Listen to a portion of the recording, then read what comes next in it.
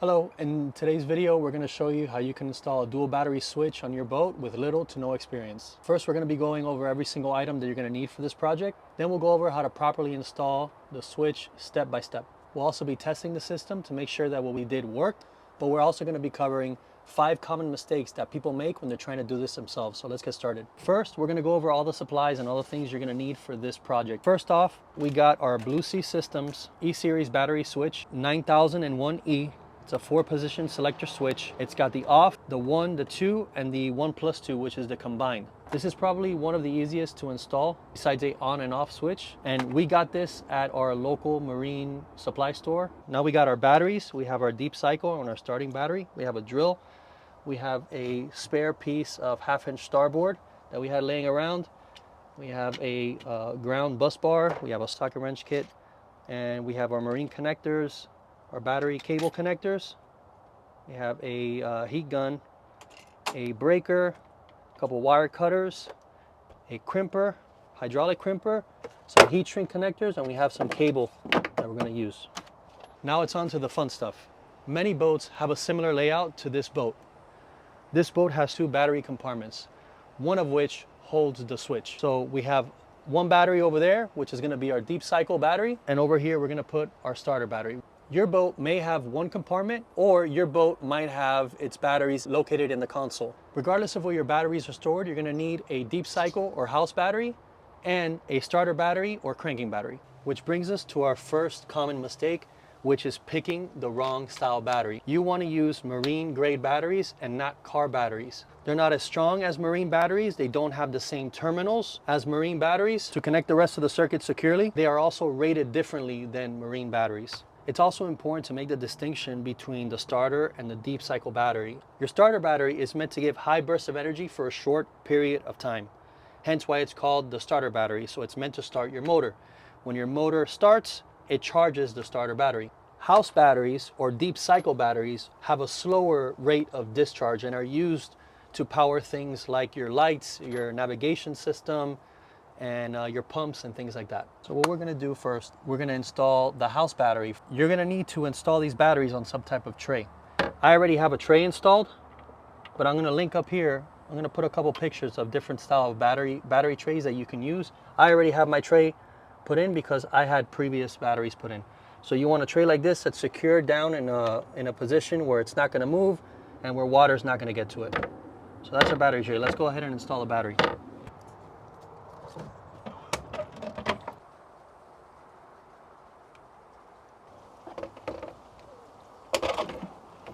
All right, now that we got the batteries in place, we're gonna move on to the next step. But first, we have to talk about kind of how the system works. So you wanna think of the whole battery system like a tree. Your batteries are like the roots of a tree, and they get the nutrients from the ground, which come up through the trunk to feed the rest of the tree. We gotta get that power out of the batteries, which leads us to our second and third common mistakes. Our second mistake is picking the wrong type of wire. You want to use marine grade copper tin wire.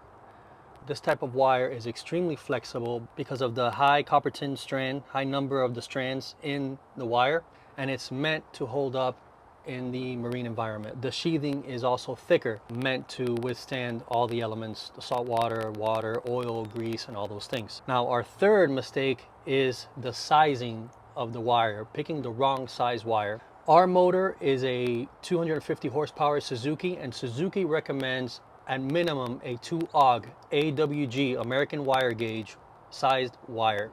Your motor might be different and might have a different requirement. That is what ours requires. We're not going to use a 2-AUG 2AWG. We're going to use a 1-AUG, which is bigger, 1/0. You can go bigger, but you don't want to go smaller. When you go smaller, you get more heat, you can cause a fire, get voltage drop, so you might not even be able to start your motor. You want to make sure that you pick the right size and the right type of wire. Now that we have the right wire size, we're going to measure, cut, strip, and crimp these wires to the batteries. And I'm going to show you how to do that now. What I'm going to do is I'm going to show you how to do a proper crimp and the tools that we're going to use throughout this entire project. So the same applies to all the wires and all the cables that we're going to be connecting to the battery. They're all going to be done the same way. So you're going to need a couple of wire cutters like this. You can also use a razor. What you want to do is you're going to come about 3/4 of an inch and you're going to start cutting around the sheet of this wire. You're going to take that off and you should have something like this. Now you're going to need the right wire lug or wire terminal, okay? So you have to pick the right size terminal that matches the cable size. See, it's going to go in just like this. Now we need to crimp it, which brings us to our next mistake, is improper crimping. There's a whole bunch of different tools that you can use to crimp. I'm going to put a couple pictures of them up here. There's expensive ones and there's cheap ones. We have a not so expensive and not so cheap one, which is this hydraulic press here. I believe we got this at Harbor Freight. It was about 40 bucks. We'll put a link to all of the stuff that we're using in the description below. So this tool comes with these little dies that match the size wire that you're using. You put them inside here, you put the cable in there, and you squeeze it down, and it gives you a proper crimp. So let's go ahead and do that. If you don't have a proper crimp, you can cause a fire. You don't allow for voltage to flow through the cable correctly. And in this case, the motor might not start because it's not getting the proper voltage. So let's go ahead and crimp. So you want to put the proper dies in. They slide in just like this and on the bottom. So what you want to do is you want to hold this lug in place. You want to hold the cable in the back. And then you start squeezing. It's hard to do this one-handed, but you get it going until it holds itself, and then you start squeezing. All right. How do you know when it's squeezed enough? Huh? How do you know when it's squeezed enough? You can't squeeze anymore. Oh, okay. Yeah, so it's done. Now that we have our crimp and our cable's crimp, we have to test it. So the way you do that is you try to pull it apart, and that's not going anywhere. So now it's not going anywhere. But we're still not done. We need to cover the rest of this with a heat shrink to give it extra protection. So here I have some heat shrink, and I've cut it. It's about I don't know, I'd say about 1.25 inches or so. You want it to cover the lug right about there. So let's go ahead and get some heat on this thing. Now that we have a proper crimp and our cable's ready, now we can go ahead and run our positive and negative connections from our house all the way up to where the switch would be. And we can also do the wires that go from the starter battery to where the switch would be. Let's go. So we have our positive and our negative cable. We've already measured the distance to where the starter switch is going to be. We're going to leave these just like this without connecting for right now, because we don't want to be working with the wires connected to the battery in case they touch and spark. We've ran our positive cable from the second battery, the house or deep cycle battery. Now here's a little tip. You want to mark this. I'm going to mark it with number 2. So when we go to connect it to the switch, we know exactly which battery this is. Is 2 always the house battery? 2 doesn't have to always be the house battery. It's whatever you want it to be. You could put it as 1 or 2, it doesn't matter, but normally, and from what I've seen, 1 is the starter and 2 is the house. We already sized our wires that go from the starter battery to the switch, and our negative wire that goes to a bus bar that we're gonna put down here. So we're gonna put these aside for right now, and we're gonna install the switch. So here we have our switch, okay? Off, 1, 1 plus 2, and 2. If you turn this around, you have your input 1, input 2, and output. This is number 1 for your starter. This is number 2 for your house battery. And this is your output. This is where you connect your motor to. The cable's coming from your motor, from your starter. Your positive goes here. And you also have to connect to here the cable that's going to go to power all of your accessories up at the helm, and we're going to talk about that later, but let's go ahead and get these installed first. And what's cool about this little chart that comes with the battery switch, it has a little schematic of how it goes right here. So that's how you have your battery 1, battery 2, and then your engine or your motor goes to there to the common, right? Okay. Now I'm just going to mark this as number 1. And that's going to go to input number 1. So now this one is going to go just like this. Slide that down. There. Don't crank down on this too hard, you'll break the posts. Now we're gonna come here, connect our battery. We're gonna hand tighten that for right now. I'll explain why in a second. So we're gonna place our switch right around here, and we're gonna use that backing plate here. I already have some holes pre-drilled from when we had this before. I'm gonna place this on the transom wall right here. Our switches were more or less where we want it. We haven't tied it down yet. We haven't screwed it in yet. But we screwed in our PVC or starboard to our transom. If you're screwing into your transom and your transom is wood, make sure you put some caulking or some type of sealant in that hole.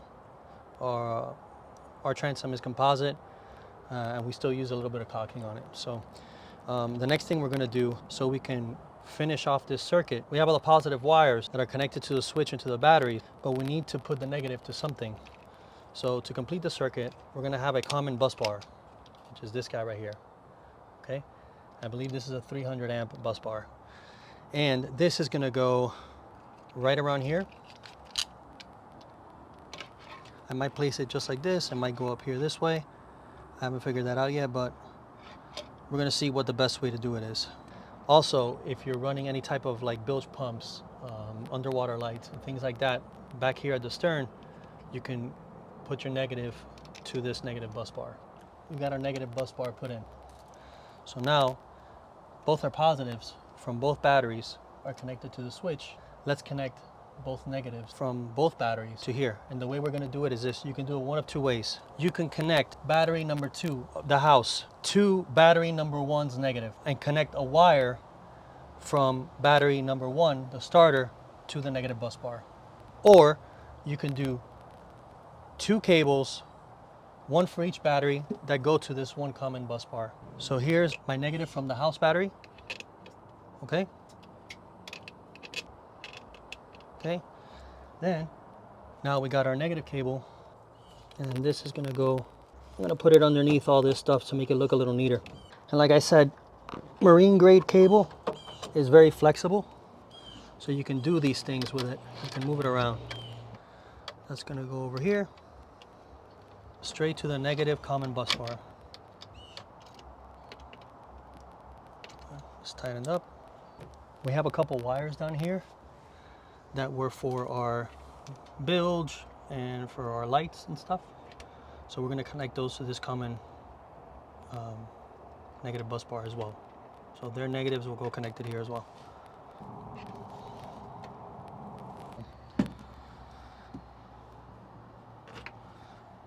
Now we can cover this up. Okay, and then once we're done with everything, we're going to tighten everything up. So our negatives are complete.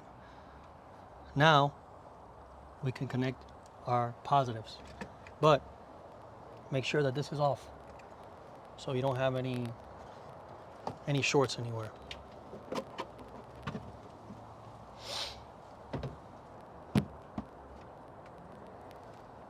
Now remember, we never connected the wires at the house battery, so let's go ahead and do that. Connecting the negative first.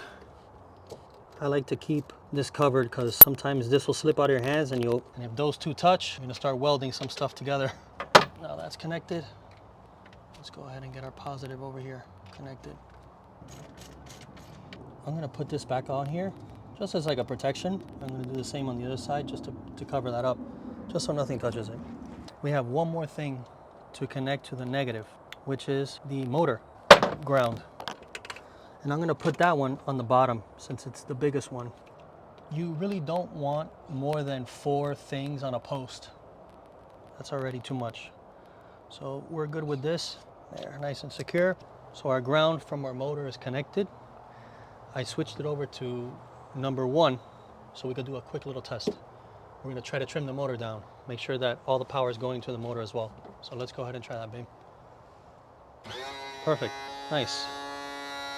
That's good. We're still not done because we need to send power to the helm to power all of our accessories. So we need to do that by running from the common back to our schematic over here. Remember, we connected the positive from the motor to the common, which is this position on the switch, right?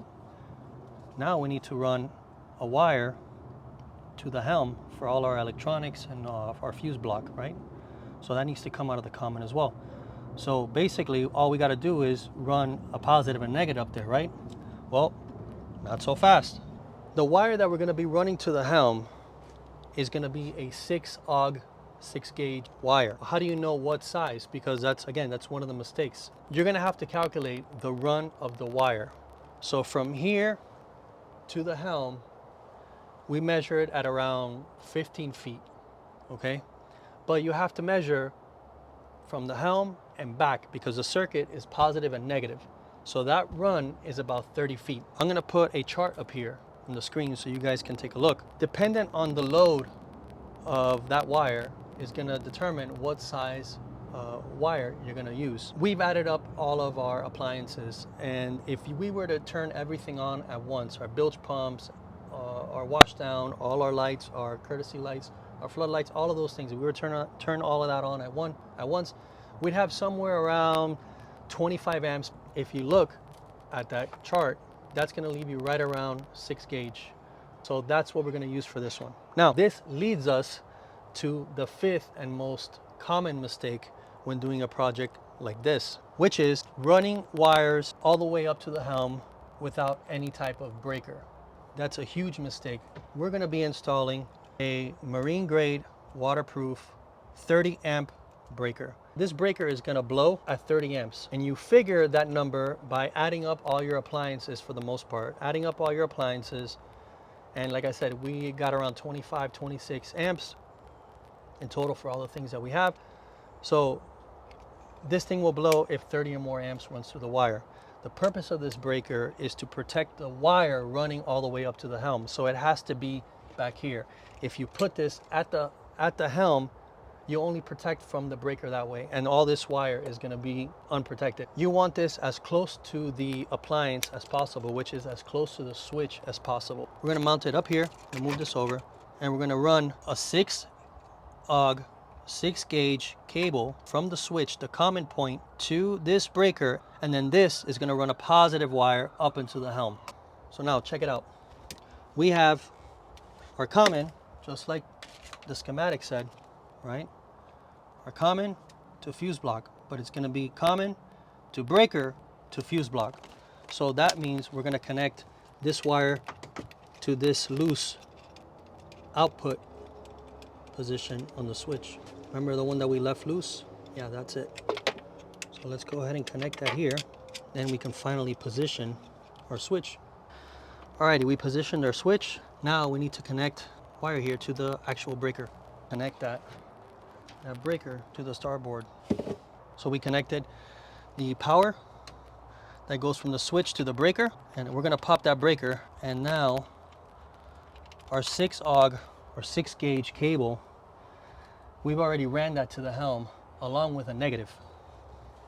The two wires that we have coming from the breaker, the 6-AUG wires, are these wires right here that power our fuse block, and that gives power to everything else. So that's these two over here. That's these cables here. Okay? We're going to connect our positive here, and our negative, we're going to go ahead and connect it to this common bus bar. Okay, perfect. Now we're going to connect this. You could connect this to the ground post of the battery, but we have so much space up here that we could just connect it to the common negative up here. So we're going to take this back off. Back to our tree analogy.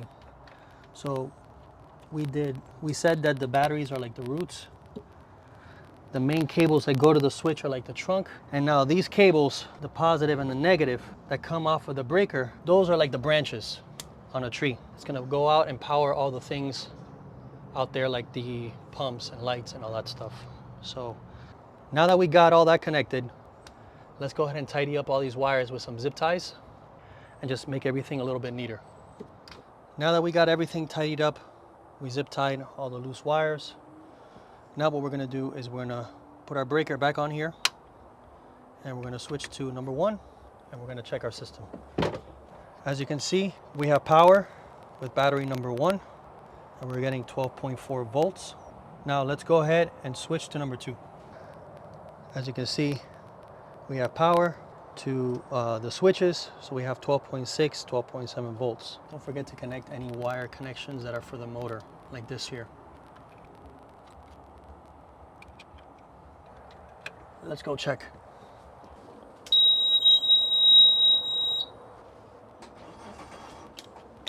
Good. Good to go. Let's review how the 4-post switch should be used. You arrive at the boat ramp and you want to start your motor, so you switch from the off position to position 1 on the switch and start it up, leaving it in the same position, number 1. As you go about your day on the water, the engine is charging your battery just like in your car, all the while you're using your electronics, lights, pumps, etc. Now let's say you're headed to your favorite anchorage and you shut your motor off, but you still want to listen to some music, show off your newly installed light system, and charge your phone. You would turn the switch to position 2 until you're ready to pick up and go. So you put it back onto position 1 to start your motor and go, but your battery doesn't have enough juice. This is when position 1 plus 2 comes in handy, and it gives you the extra amperage to start your motor. You do not want to make it a habit of starting your motor with your house battery because it was not designed to do so, and you will shorten the life of your house battery. And lastly, never ever turn the switch to off while the motor is running unless you want to fry your motor's charging system. I remember the first time that I attempted to wire this boat, and it was a pretty daunting task. We have an ebook available for purchase, and the link is in the description. If you're the type of person that needs a little bit more detailed, if you're a visual learner. So we also have a video, which I'm going to link up here, where we wire an automatic charging relay from Blue Sea Systems as well. So we have that ebook also available on our site. It's sold a couple hundred copies, and we've gotten really good feedback, and it's helped a lot of you guys actually complete your projects. It's very affordable. This project is not that hard. Right up here, I'm going to put a scroll of all the cost of every single item and how much this project actually cost. This project was not difficult. You can do it in an afternoon. Just don't be like us and do it in 100-degree heat. Yeah, so now we know that our boat's electrical system is tip-top. So if you guys like projects like this, if you want to see more electrical stuff, click up here. And if you want to see some of the other stuff that we do, camping and fishing, click up here, and we'll see you on the next one.